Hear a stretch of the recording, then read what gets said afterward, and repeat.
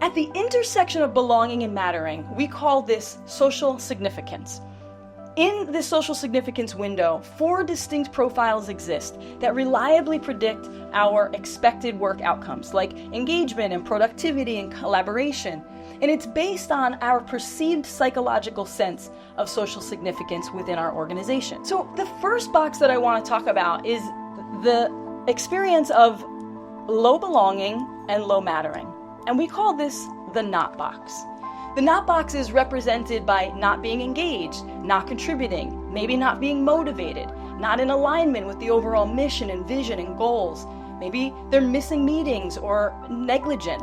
Maybe they're missing deadlines. But what I know for sure is that when people feel a low sense of belonging and a low sense of mattering, you better believe we're going to have a problem with them not even coming to work.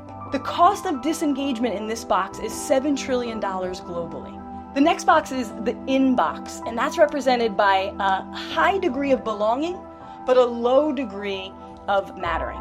Now, in the in box, this is represented by having friends and feeling connected and being a part of a team. But there also can be this gap. You can feel like you can belong and you might not feel like you matter, which is representative of this box. Now, I can tell you for me that this is where I experience my deepest burnout. The next box that I want to highlight for you is a high sense of mattering, but a low sense of belonging. And we'll call this the out box.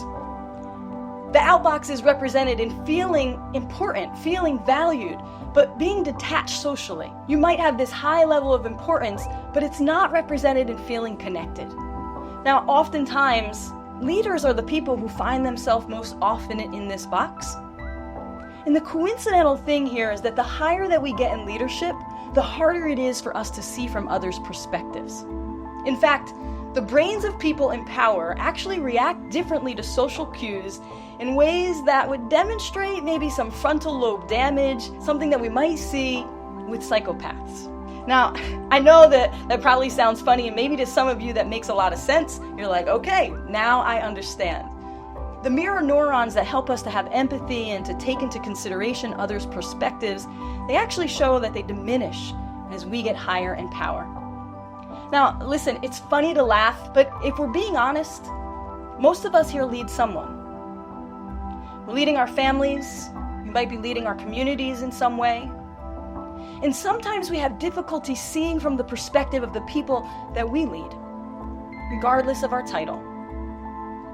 When was the last time that we stopped to ask ourselves, especially when we're struggling with another person's behavior, what's it like to be this person right now? That takes us to this last quadrant, and in this quadrant, we call this the with box. This is the sweet spot.